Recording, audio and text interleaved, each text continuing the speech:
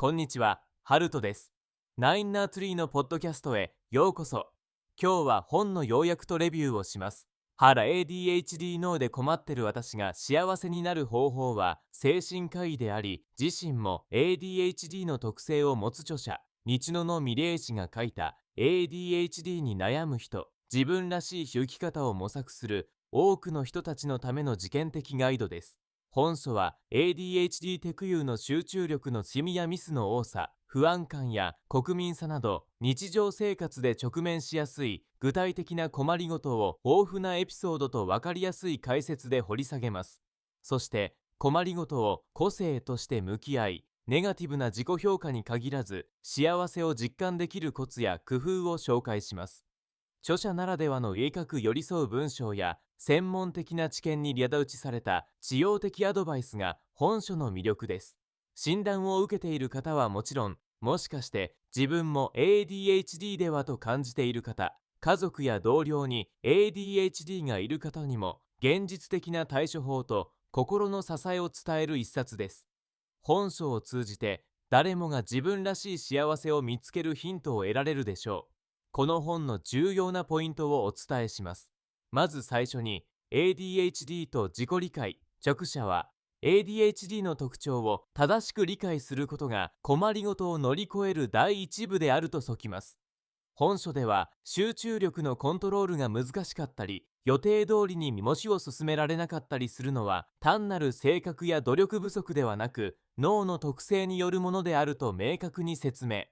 自分を責めず自己否定をやめるために ADHD 特有の行動や感情のパターンを知る大切さが語られます。また著者自身もなぜ自分だけがうまくできないのかと悩んだ経験を振り返り、その中で自己収容に知ったプロセスが示され、多くの読者の共感を呼び起こします。 ADHD を正しく捉えることで自分の困難を外部化し、建設的な対策を始められるのです。次に生活の工夫と環境調整。本書では ADHD の特性を前提にした生活設計の方法が詳しく解説されています。例えば、物の隙間場所を決めてシェミエール話することで忘れ物をはねらすタイマーを活用して作業に集中しやすい環境を作るチェックリストを作成するなど、すぐに実践できる具体的な工夫が多数紹介されます。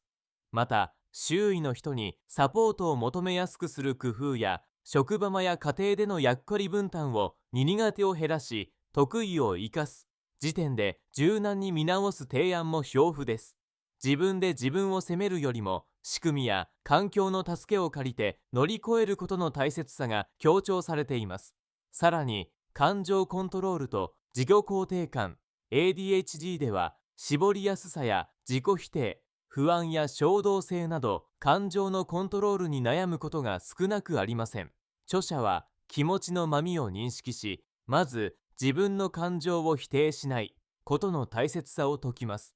本書では実際に役立つマインドフルネスやセルフトークの方法、自分自身に優しい声掛けをする具体力などが丁寧に紹介されます。感情に振り回されやすい人がどうせ自分はダメだと思わず良い心に目を向ける習慣づけや自己肯定感を定まうヒントが満載です。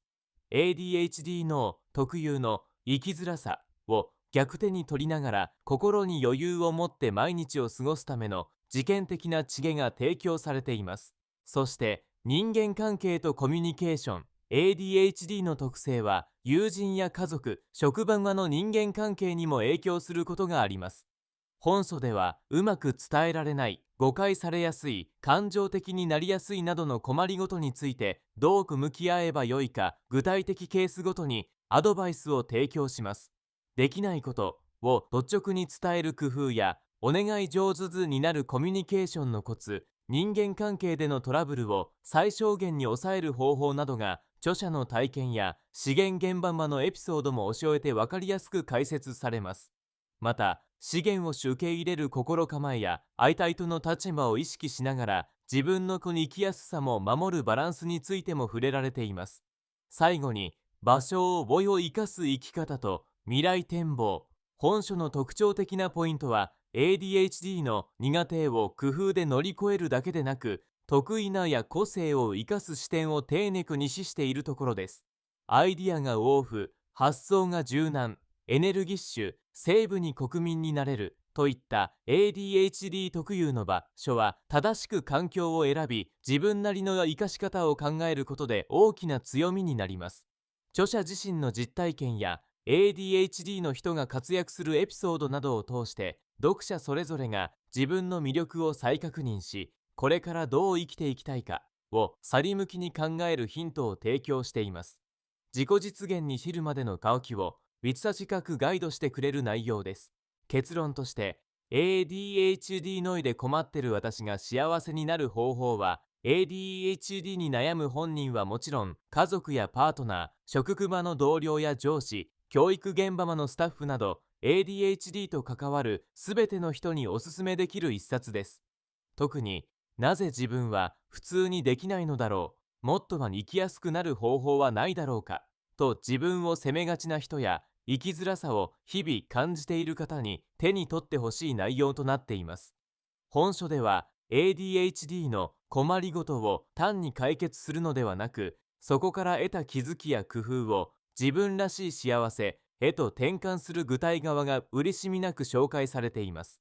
他の自己啓発本や医学書が抽象的、専門的な内容に止まりがちなのに対し、本書は著者自身のリアルな体験や失敗談と意識としての客観的アドバイスが融合しているため、読み進めやすく、食生活にすぐ役立つのが大きな特徴です。使用性と読みやすさ、その両方を求める方に最適な一冊です。さらに、ADHD を克服することだけでなく、共に生きる、生かす視点が得られるため、人生の幸福度を高めたいすべての人に有義です。自分や身近な人が ADHD かもしれないと思った時、この本は力強い右肩になってくれるはずです。他の本では得られない希望と具体的ヒントに満ちた内容なので、ぜひこの本を選択する価値があります。ご資源いただける場合、待ちも無料。ポッドキャストの説明に記載した Amazon リンクから本を購入できます。